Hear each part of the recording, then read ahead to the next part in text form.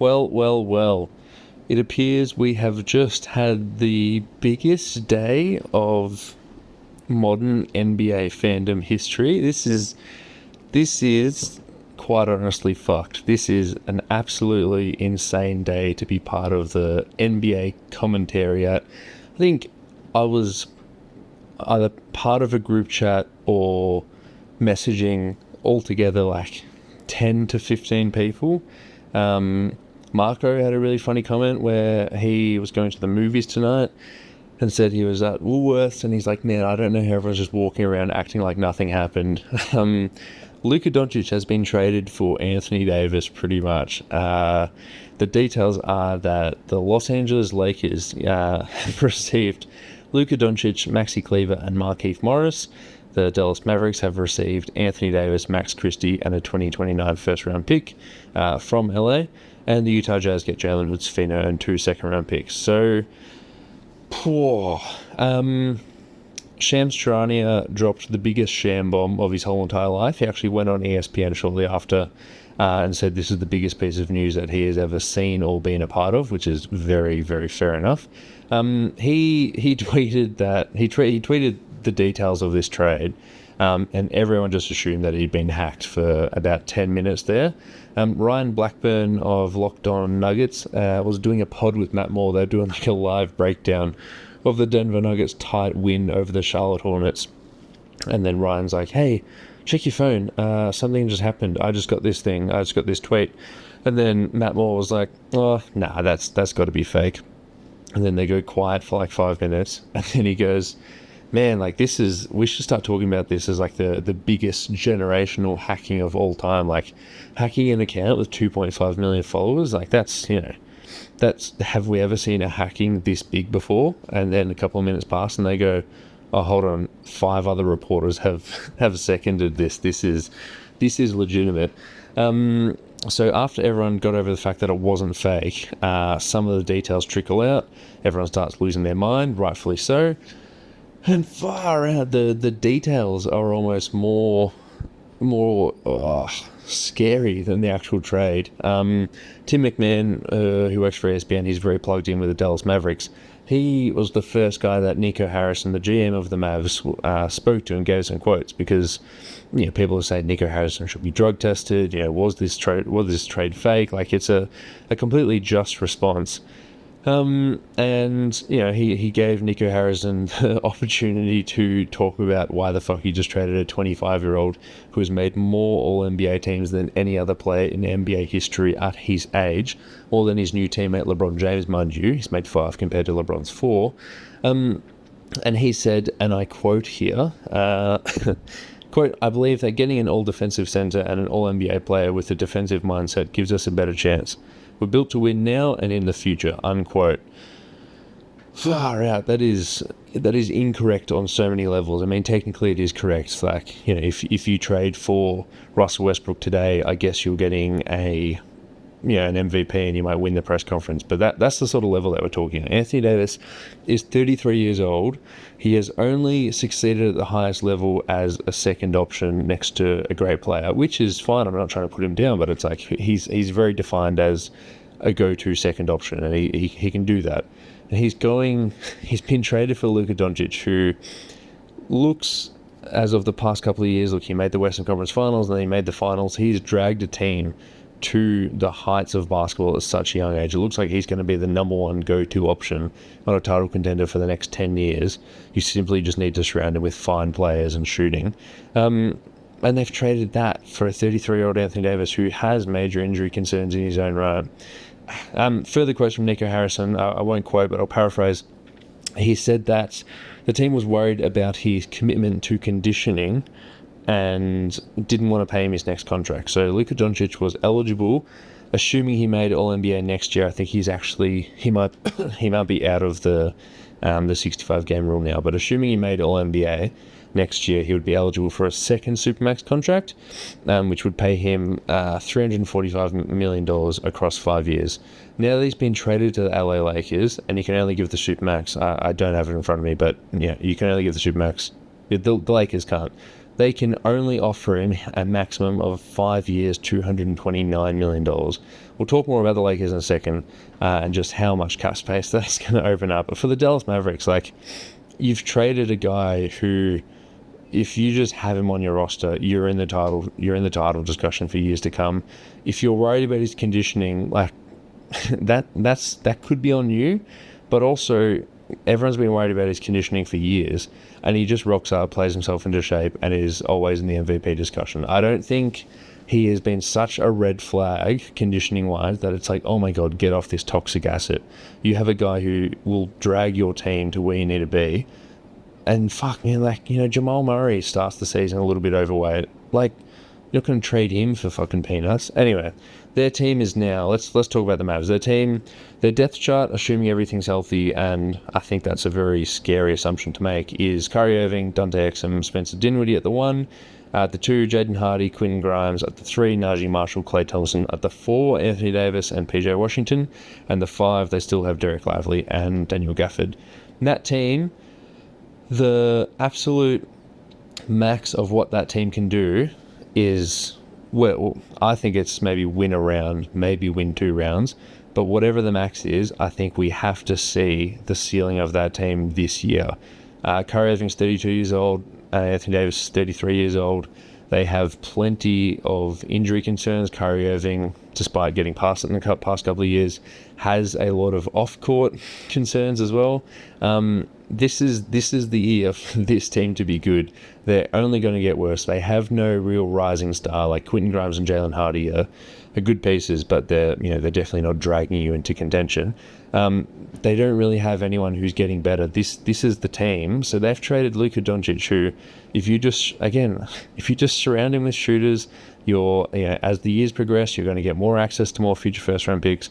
You can trade those picks, bring in win now people, and just try and win with Luka Doncic. That's fine. Now it's like, well, you're on the clock. Like, you're essentially playing with free time. Like, you've made the Gafford trade and you made the PJ Washington trade.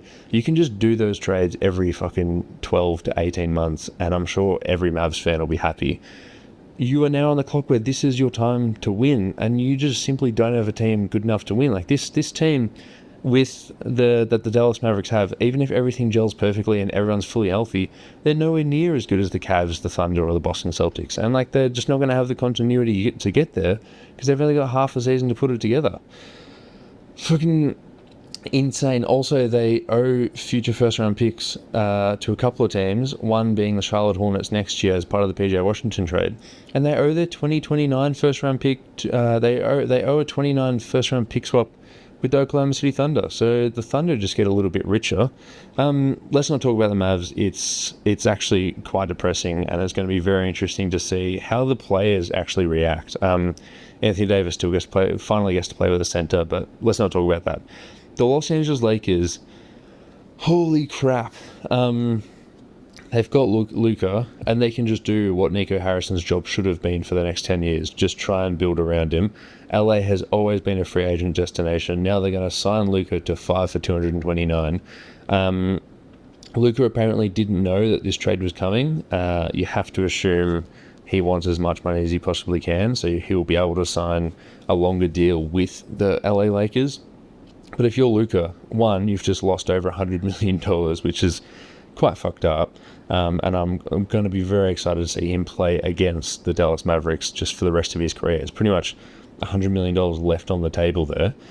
If you're Luka, you're like, fuck, okay, well, I can't stay with a team that I would assume he trusted. Now is it, okay, let's try and win as many, let's try and win a championship as fast as possible. I don't think the team with an aging LeBron James does it. But LeBron James, whether he retires this offseason or the following offseason, his money is going to be zero on the Lakers cap sheet. They're going to get Luka Doncic on an exceptional deal. They've got Austin Reeves on a good deal.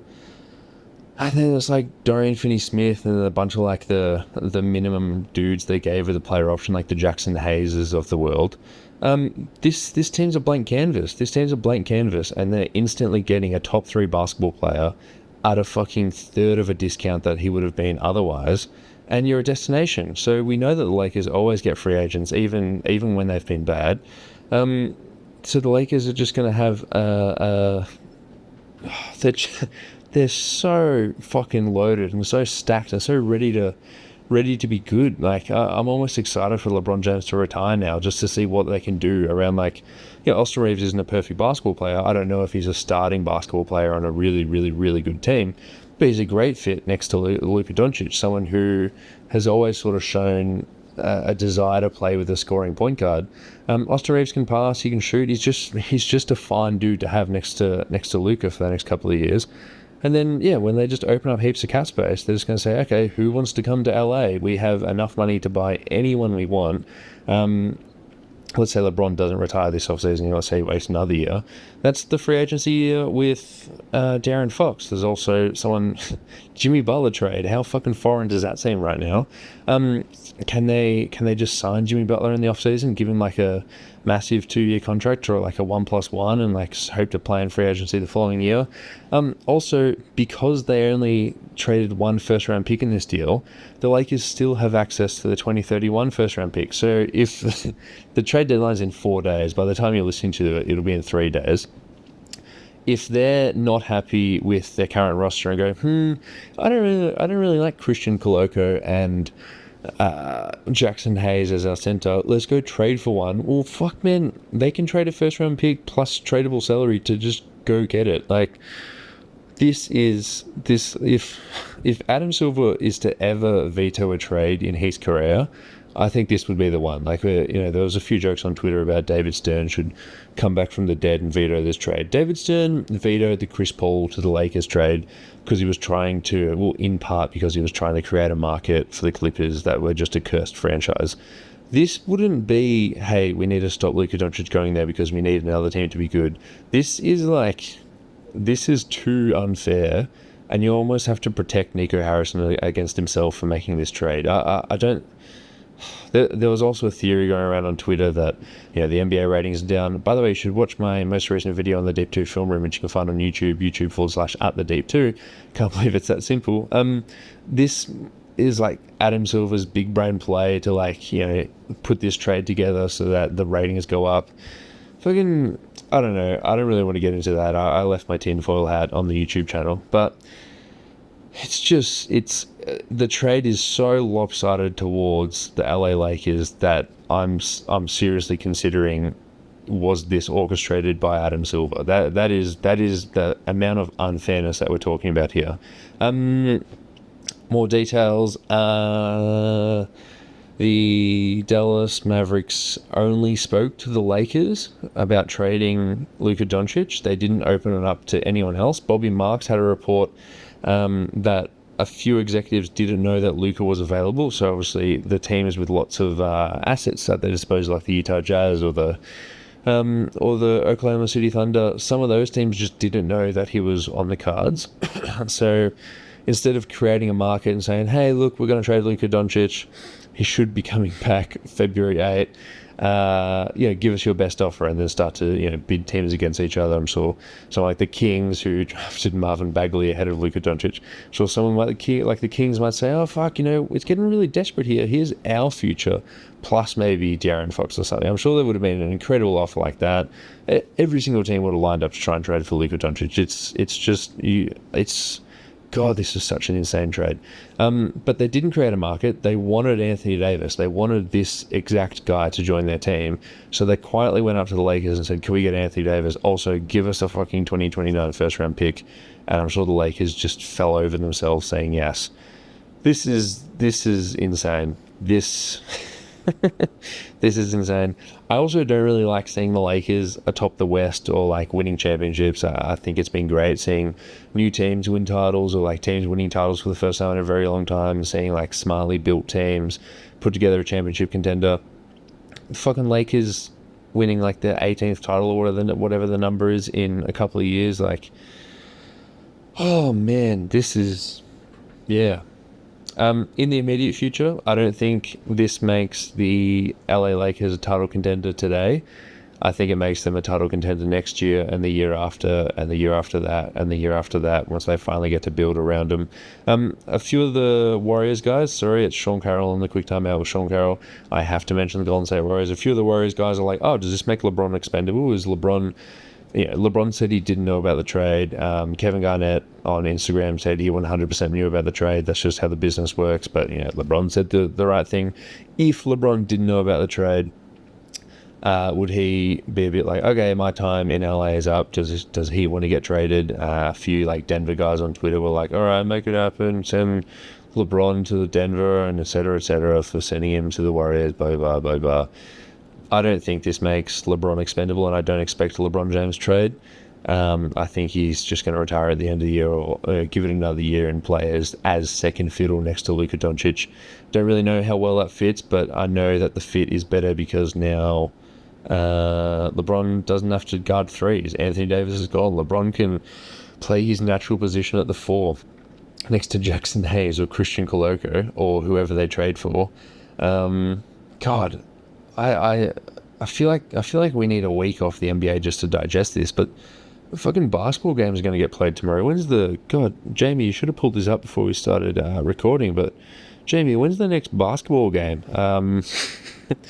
When's the next Los Angeles Laker basketball game? This is membrane in the insane. Well, the Dallas Mavericks are playing the Cavs tomorrow.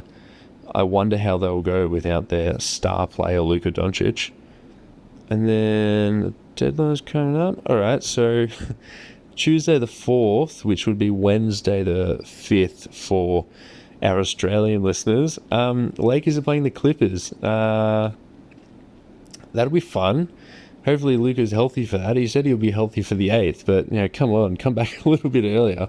This is insane. I am so excited to watch each one of these teams play basketball.